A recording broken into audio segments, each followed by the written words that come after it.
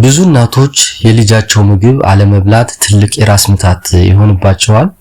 ልጄ ለምን አይበላም? ምን አድርጌ ነው የምመግበው? የሚሉ ጥያቄዎች በተደጋጋሚ ይነሳሉ። የምግብ ፍላጎት መቀነስ እንዲሁ የመረጣ ጉዳይ ብቻ ሳይሆን አንዳንድ ጊዜ የምንከተላቸው የተሳሳቱ የአመጋገብ ስርዓቶች ውጤት ሊሆን ይችላል። በዚህ ቪዲዮ የልጅዎን የምግብ ፍላጎት በከፍተኛ ሁኔታ የሚጨምሩና ጤናማ እድገት እንዲኖረው የሚያደርጉ 5 ሳይንሳዊ መፍትሄዎችን በዝርዝር እናያለን። በተለይ 5ኛው ነጥብ ብዙ እናቶች በስህተት የሚያልፉት ግን ደግሞ የልጅን ጤና የሚጎዳ ወሳኝ ጉዳይ ነው። እያንዳንዱን ነጥብ በምሳሌ እያስደገፍን እንመለከታለን። አንደኛውና ዋነኛው ምክንያት ህፃኑ ከዋናው ምግብ በፊት የሚወስዳቸው ነገሮች ናቸው። የህፃናት ሆድ በጣም ትንሽ ነው። ከምግብ በፊት ግማሽ ብርጭቆ ወተት ወይንም ትንሽ ብስኩት ካገኘ ሆዳቸው ጠገብኩ የሚል መልእክት ለጭንቅላታቸው ይልካል። ለምሳሌ ልጆ ከቀኑ 6 ሰዓት ላይ ምሳ እንዲበላ ከፈለጉ ከጧቱ 4 ሰዓት በኋላ ምንም አይነት ወተት፣ ጭማቂ ወይንም ጣፋጭ ነገር መስጠት የለበትም። ምን መደረግ አለበት? በምግብና በመክሰስ መካከል ቢያንስ የ3 ሰዓት ልዩነት ይኖር። ህፃኑ ትንሽ ተርቦ ወደ ምግብ ገበታ እንዲመጣ ማድረጉ የምግብ ፍላጎቱን በራሱ ጊዜ ይጨምረዋል። ሁለተኛው ነጥብ የሰውነት ንጥረ ነገር እጥረት ነው። ሳይንሳዊ ጥናቶች እንደሚያሳዩት የዚንክ እጥረት ለምግብ ፍላጎት መቀነስ ዋነኛው ምክንያት ነው። ዚንክ በሰውነታችን ውስጥ የምግብ መፈጨት ሂደትን የሚያፋጥኑ ኤንዛይሞችን ለማምረት ይረዳል። ዚንክ ሲያንስ የምግብ ጣዕም የማግኘት ብቃት ይቀንሳል። ይህም ህፃኑ ምግብ እንዲጠላ ያደርገዋል። ለምሳሌ እንደ ዶሮ ስጋ፣ የእንቁላል አስኳል፣ ምስርና ለውዝ ያሉ ምግቦች በዚንክ የበለጸጉ ናቸው። መፍትሄው ምን መሆን አለበት ካላችሁ እነዚህ ምግቦች በልጁ ምግብ ውስጥ ማካተት ወይንም የህፃናት ሐኪም በማማከር የዚንክ ማሟያ ወይንም ሳፕሊመንት መስጠት ድንቅ ለውጥ ያመጣል። ሶስተኛው የምግብ ስርዓት ማስተካከል ነው። ብዙ እናቶች ልጆቻቸው እንዲበሉላቸው ስልክ ይከፍታሉ ወይንም ቴሌቪዥን ያሳያሉ። ይህ ግን ትልቅ ስህተት ነው።